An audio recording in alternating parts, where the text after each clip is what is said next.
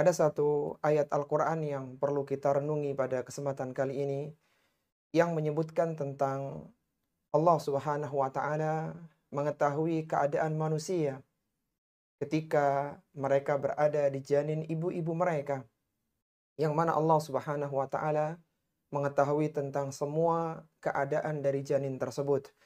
Allah Subhanahu wa Ta'ala menyebutkan dalam surat An-Najm pada ayat yang ke-32, Allah berfirman, "Huwallazi huwa a'lamu bikum id ansha'akum minal ardi wa id antum ajinnatun fi butuni ummahatikum fala tuzakku anfusakum huwa a'lamu bimanittaqa." Kata Allah Subhanahu wa Ta'ala, dialah Allah Subhanahu wa Ta'ala yang mengetahui tentang keadaan kalian ketika Dia menjadikan kalian dari tanah, yaitu Nabi Adam alaihissalatu wassalam, dan juga kalian ketika menjadi janin di dalam perut ibu kalian. Allah tahu semua keadaan kalian. Fala tuzakku anfusakum. Maka janganlah kalian menganggap suci diri kalian. Dan Dia mengetahui siapakah orang-orang yang paling bertakwa. Ketika janin berusia 120 hari di rahim ibunya, sekitar 4 bulan dia di dalam rahim ibunya, maka ketika itu Allah Subhanahu wa Ta'ala memerintahkan kepada malaikat untuk menuliskan 4 hal. Menuliskan ajalnya, rizkinya, amalannya, celaka atau bahagianya. Hal ini sebagaimana sabda Nabi sallallahu alaihi wasallam, "Yujma'u khalqu ahadikum fi batni ummihi arba'ina yauman." Allah Subhanahu wa Ta'ala mengumpulkan penciptaan salah seorang di antara kalian di dalam ibunya 40 hari. Dia masih berupa nutfah. Tsumma yakunu 'alaqatan mithla dzalik. Kemudian berubah menjadi segumpal darah 40 hari pula. Tsumma yakunu mudghatan mithla dzalik. Kemudian berubah menjadi segumpal daging selama 40 hari pula. Tsumma yab'atsullahu ilaihil malak. Kemudian Allah perintahkan kepada malaikat, fayu'maru bi arba'i kalimatin, untuk menuliskan 4 hal kepada janin tersebut. Fayaqulu, Allah berfirman, uktub amalahu wa ajalahu wa rizqahu wa saqiyun au sa'idun. Tuliskanlah amalan dari orang ini, dari janin ini. Kemudian ajalnya, kapan dia akan meninggal dunia. Seluruh rizki-rizkinya, saqiyun au sa'idun. Apakah dia nanti menjadi orang yang celaka dengan dimasukkan ke dalam surga, dengan dimasukkan ke dalam neraka, ataukah dia termasuk orang yang berbahagia dengan dimasukkan ke dalam surga. Apabila ada seorang wanita yang dia keguguran janinnya dan telah berusia 120 hari, telah berusia 4 bulan, maka janin tersebut dimandikan dan disalatkan. Namun jika kegugurannya kurang dari 120 hari, kurang dari 4 bulan, maka tidak dimandikan dan tidak disalatkan. Bahkan janin yang sudah berusia 120 hari itu dianggap sebagai satu jiwa, bahkan dia disyariatkan untuk diberi nama. Karena dia nanti pada hari kiamat akan dipanggil dengan namanya.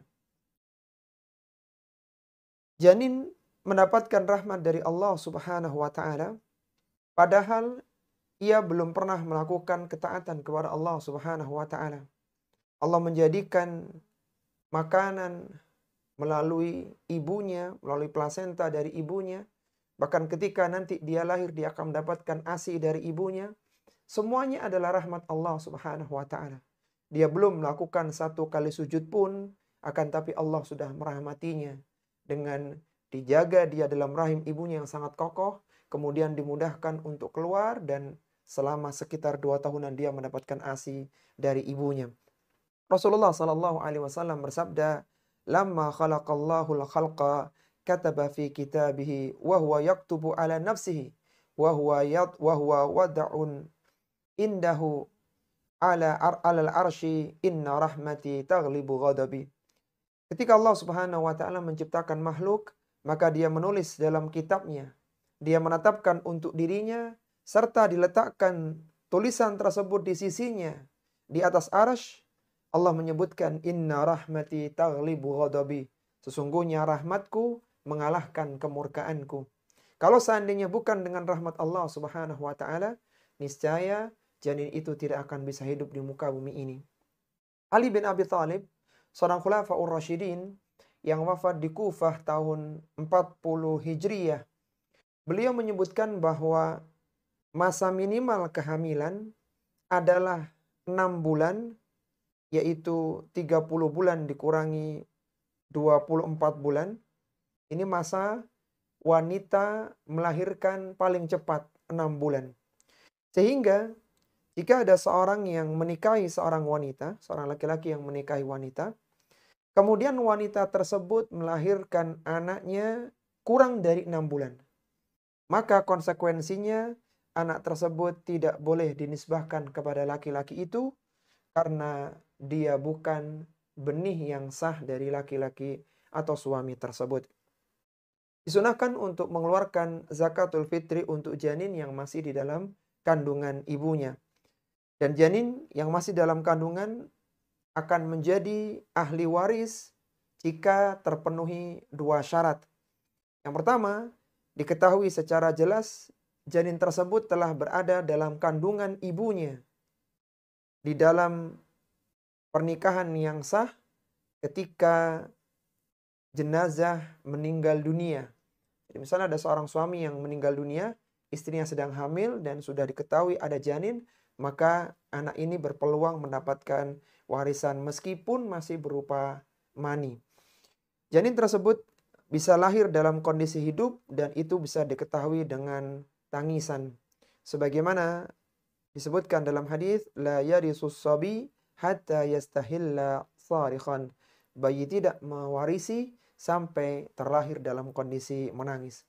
Ketika sudah jelas ada janin dalam perut ibu, maka seandainya dia berpeluang mendapatkan warisan dari bapaknya atau dari yang lainnya, maka pembagian waris ditunda sampai jelas-jelas janin itu terlahir ke dunia atau tidak ya. Sehingga inilah menunjukkan bahwa kekuasaan Allah yang sangat luar biasa. Janin sejak berada dalam rahim ibunya sudah mendapatkan rezeki dari Allah Subhanahu wa taala, bahkan pembagian warisan bisa tertunda gara-gara adanya janin di rahim perut ibu. Ini menunjukkan bahwasannya Allah Subhanahu wa taala menciptakan manusia dengan sedemikian rupa dan salah satu yang berjasa untuk menjaga janin tersebut adalah ibu yang mengandungnya. Maka seorang anak hendaknya senantiasa berbakti untuk kedua orang tuanya, terutama kepada ibunya.